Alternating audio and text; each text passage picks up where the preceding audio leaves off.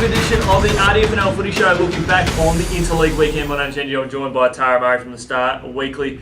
Well, the RDFNL is up and about thanks to Ontime Delivery Solutions. We had 4 wins from as many games across football and netball, but the football is what we're pumped up about. And the senior boys had a really good win. It is, besides last year when they had a really good win, they've had a lot of close matches whether they've lost or win the last few years, and this one didn't disappoint in the end with our boys getting up by 3 points in the end. Yeah, exactly. They were 15 points up with only a handful of minutes to go. Then they gave considered a few late goals, and we had a nice tight finish there. But we had one superstar who was easily the best player on the day. It was Todd Podolzak from Rupo, kicking a lazy 6 goals and getting the boys over the line. And he had a really good week as well, because congratulations to the great man. He is a first-time homeowner, so he goes into that with a best-on-ground performance. A lazy 6 goals does not get better for the great man. It does, and I think you mentioned last week you were concerned about the lack of key forwards in the RDFL side, and I even spoke to Skip after the match, and he said the same thing. They were concerned. In the end, they just had one in Todd, and in the end,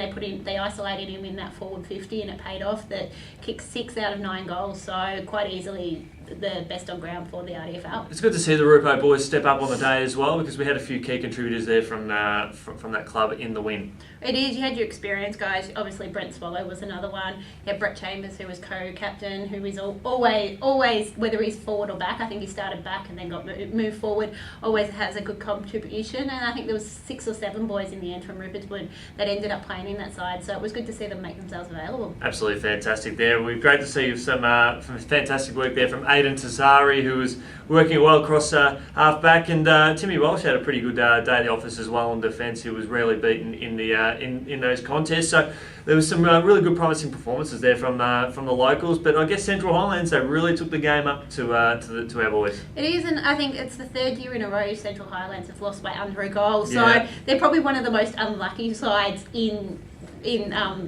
the community championships. I think I saw Goulburn Valley and Ballarat Football League, and Goulburn Valley was another one who'd had a couple of close losses. They obviously did get the win on the weekend, but Central Highlands must be disappointed to let another one slip. Yeah, well, exactly. They could have been pushing deeper into the teens, but unfortunately for them, it's not to be. And at the end of the day, the RDFNL currently moved to 22nd on the AFL Victoria Community Championships rankings, which is pretty positive. I know there was speculation or a bit of discussion happened during the week of at RDFNL sort of a better side than that, but as we have discussed, that you've got to start somewhere. You've got to start from the bottom. You have to work your way up. So if not for a couple of losses to our bogey team in Alberton, things could have been a little bit different, much like the landscape for Central Highlands. It is, and obviously we saw the RDFL knock off a much higher opponent a couple of years ago. Who are no longer around in the championships anymore. Exactly, so it was a mixed sort of run. They would have been disappointed not to rise up a little bit more due to that match, but they're starting to get there. They were, I think, late 20s, early 30s. Now they're down to 22, so they're definitely rising up the ranks. Exactly, and while our senior footballers enjoyed a really good win, our under-18 footballers had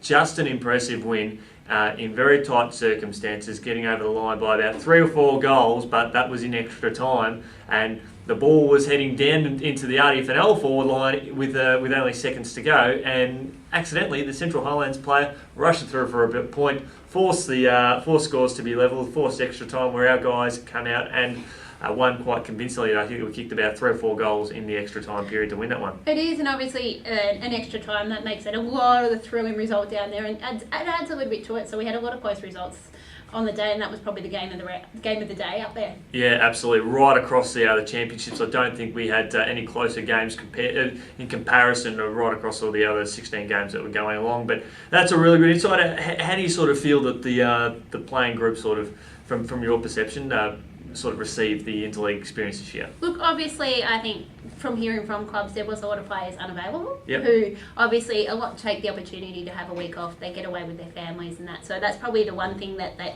struggle with, that a lot of players weren't available. So you look at the side we've got, they had a good win in the end, but there's a lot of stronger players who weren't in the mix. So that's probably the thing that has to juggle, is trying to work out how do you get your top players playing in this competition. I think some competitions struggle with it. EDFL, I think, is one, and that's why part of the reason why they didn't have a side this year.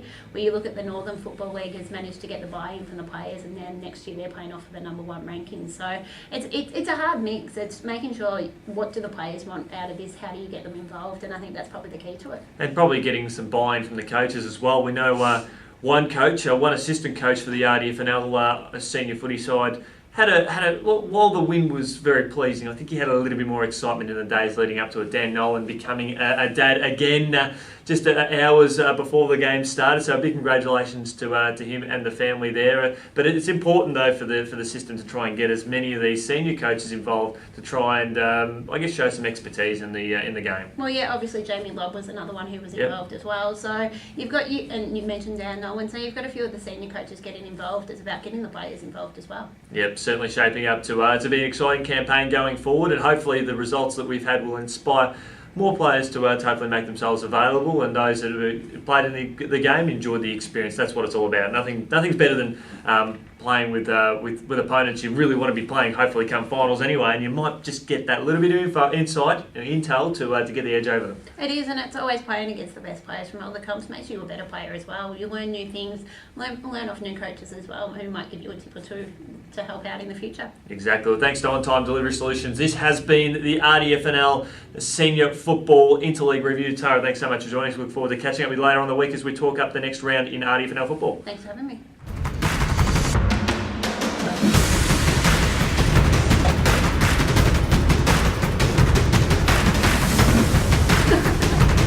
You didn't have any success doing that.